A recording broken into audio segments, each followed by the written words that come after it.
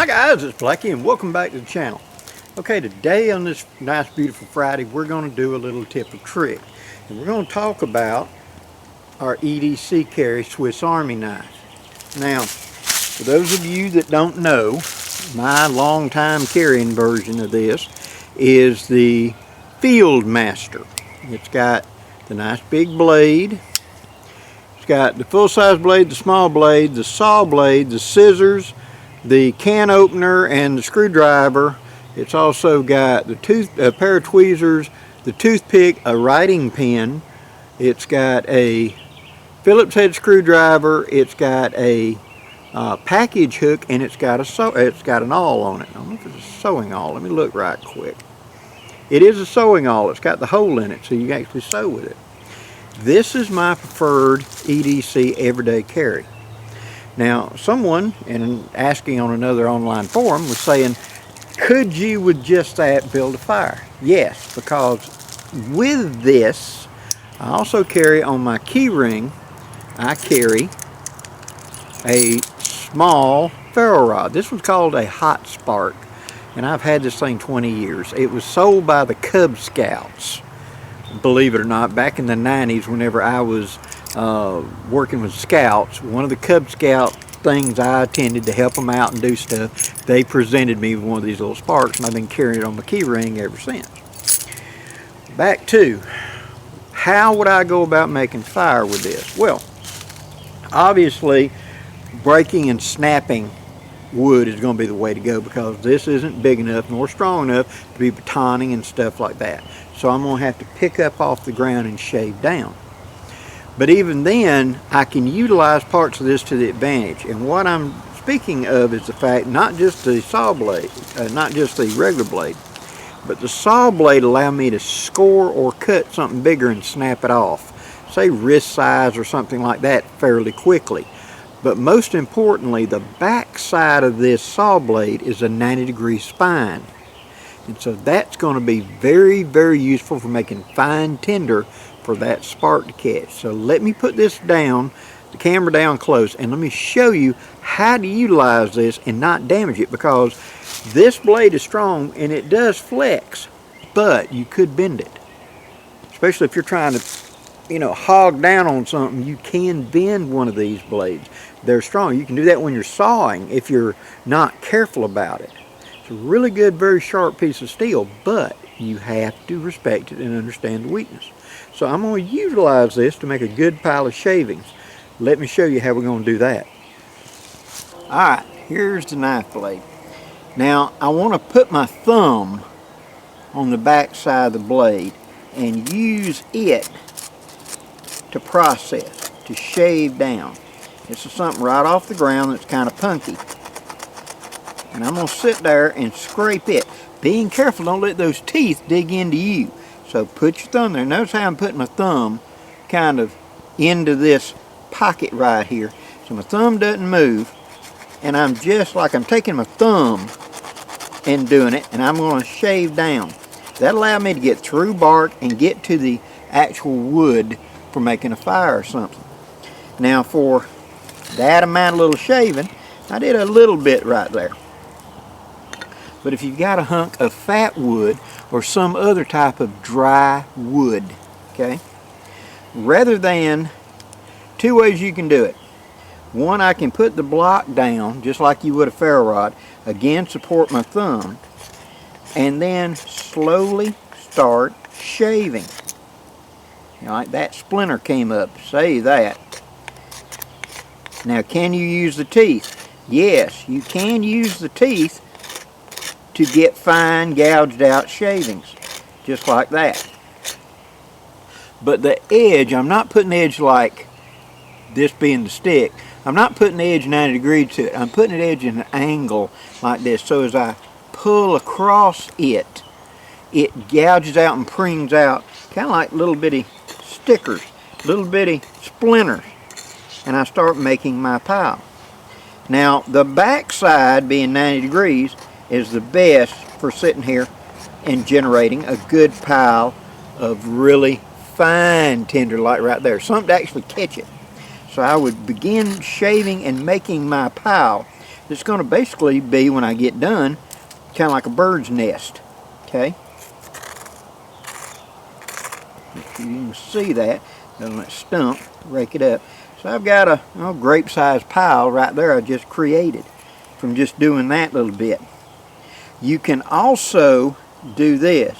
You can put the blade down and then draw like this. This is, to me, the best way to do it. Across it.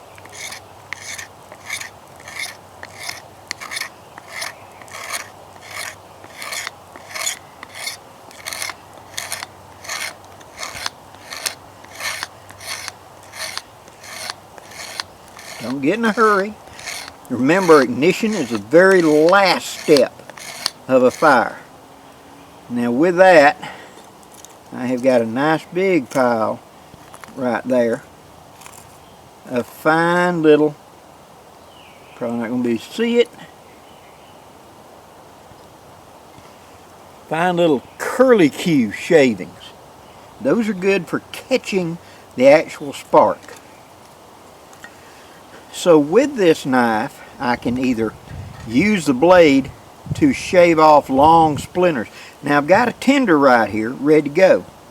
I can take that saw blade now, and if this bark is dry, get up here above it and scrape additional bark down onto that pile.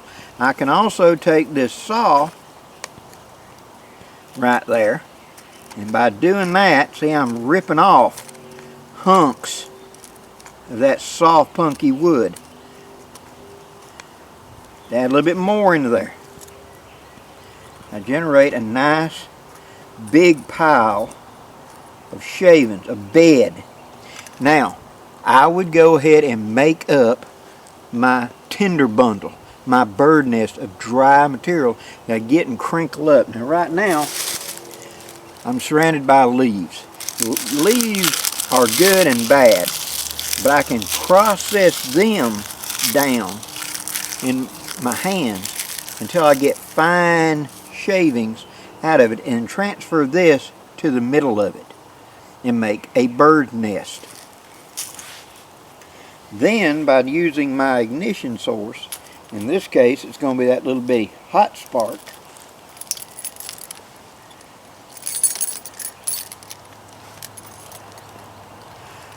I'm going to use the back of the saw blade, which is a 90-degree spine. I'm going to put that short little rod into the edge of it, and then I'm going to scrape.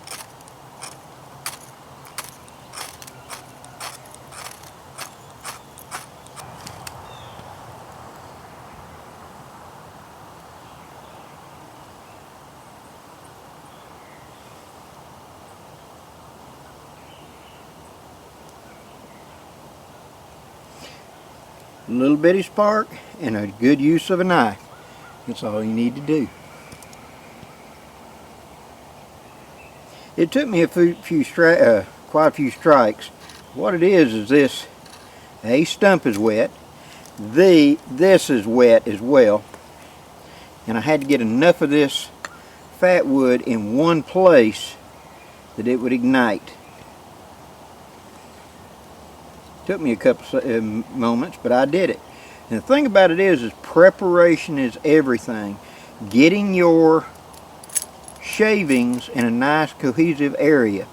If this was already in the middle of the tinder bundle, then I would wrap it around and set it on fire, you know, and have it ready. My wood lay would already be completed. See, and so all I would have to do would be pick this up and put it into the fire and get my actual main fire lay going. Fat wood burns good, burns a nice long time. You just got to get it going.